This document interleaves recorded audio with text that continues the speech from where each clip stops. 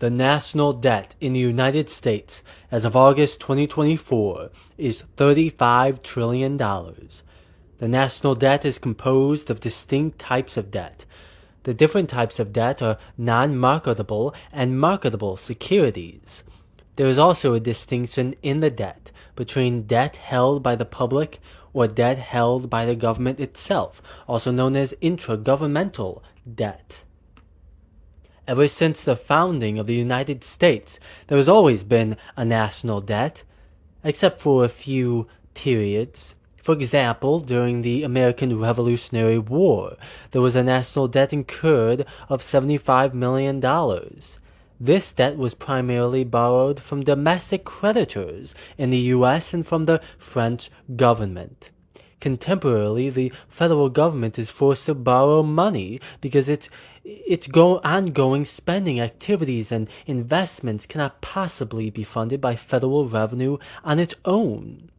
However, while the national debt has always existed, it has started to skyrocket, raising the concern of a debt spiral in our near future. Notable recent events that have contributed to the runaway debt spending include the Afghanistan and Iraq wars following the 9/11 terrorist attacks, the 2008 Great Recession, and the impacts of the COVID-19 pandemic.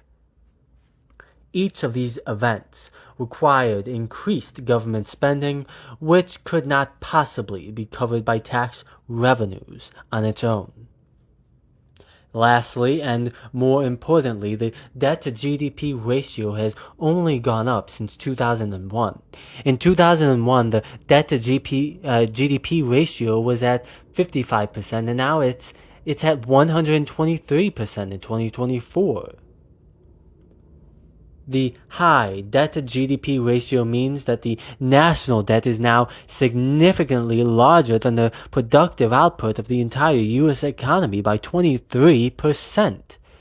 As a result, this raises the possibility that debtors will lose faith in the U.S. government's ability to repay that debt.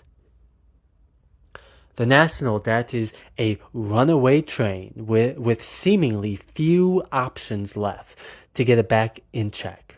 The United States government needs to focus hard on crafting and passing a comprehensive and tempered tax code reform. Revamping the tax code can help the U.S. chop away its national debt by implementing a deficit reduction plan like the one proposed in 2011. That plan would have saved $3.7 trillion over the next 10 years. The money would have come from slashing discretionary spending and reforming the U.S. tax code in a way that eliminates loopholes.